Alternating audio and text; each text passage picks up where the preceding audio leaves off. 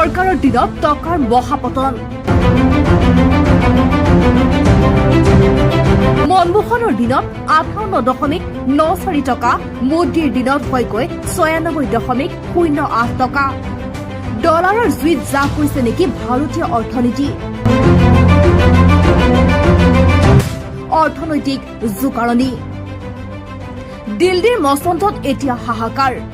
ডলাৰৰ তীব্ৰ জোকাৰণিত কঁপি উঠিছে ভাৰতীয় অৰ্থনীতি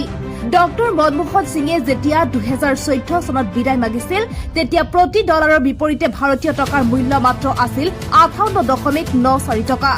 কিন্তু প্ৰধানমন্ত্ৰী নৰেন্দ্ৰ মোদীৰ 11 বছৰীয়া কাৰ্যকাল অতিক্ৰম কৰি 2024 চনৰ এই মে মাহত টকাৰ মূল্য খহি পালেগৈ ইতিহাসৰ সৰ্বনিম্ন 96.08 টকা কিন্তু কিয় মোদীৰ চৰকাৰৰ দিনত কাগজৰ টুকুৰাৰ দৰে মূল্যহীন হৈ পৰিছে আমাৰ টকা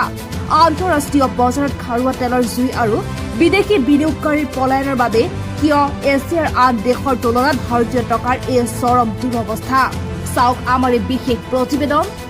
ডলাৰ জুইত টকাৰ কান্দোন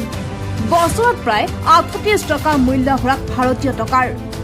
বিশ্বজুৰি যুদ্ধৰ বিভীষিকা আৰু তাৰ মাজতে বিধ্বস্ত ভাৰতীয় বজাৰ 2024 চনৰ ফেব্ৰুৱাৰীৰ পৰা আৰম্ভ হোৱা আমেৰিকা আৰু ইৰাণৰ সংঘাতৰ বাবে আন্তঃৰাষ্ট্ৰীয় বজাৰত খাৰুৱা তেলৰ মূল্যই আকাশ চুইছে যিহেতু ভাৰতে নিজৰ 90% তেলেই বিদেশৰ পৰা ক্ৰয় কৰে সেয়েহে দেশৰ ডলাৰৰ ভঁৰাল এতিয়া খালী হোৱাৰ পথত এতিয়া প্ৰশ্ন হয় কেৱল ভাৰতে ভুগিছেনে এছিয়াৰ বাকী দেশসমূহো সংকটত ডলাৰ শক্তিশালী হোৱাৰ বাবে সকলো দেশৰ মুদ্ৰা কিছু পৰিমাণে দুৰ্বল হৈছে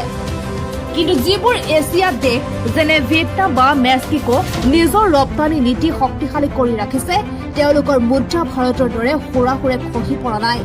ভাৰতৰ বিশাল বাণিজ্য ঘাটিয়ে টকাক দিনক দিনে পুতলকা অৱস্থালৈ ঠেলি দিছে পেট্ৰল ডিজেল আৰু এলপিজি গেছৰ অভূতপূৰ্ব মূল্য বৃদ্ধিৰ আশংকা বিদেশত পঢ়ি থকা ভাৰতীয় ছাত্ৰ ছাত্ৰীৰ টিউচন ফিজ বৃদ্ধি দিনটোত এসাঁজ খাই কটাবলগীয়া হৈছে দিন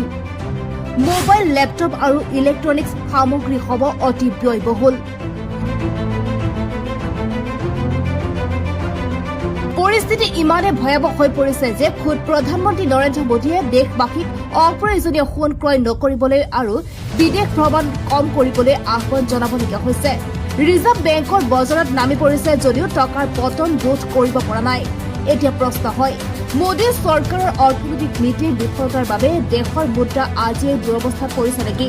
নে কেৱল আন্তঃৰাষ্ট্ৰীয় পৰিস্থিতিয়ে ইয়াৰ বাবে দায়ী সমগ্ৰ দেশৰ চকু এতিয়া দিল্লীৰ বিত্ত মন্ত্ৰণালয়ৰ ওপৰত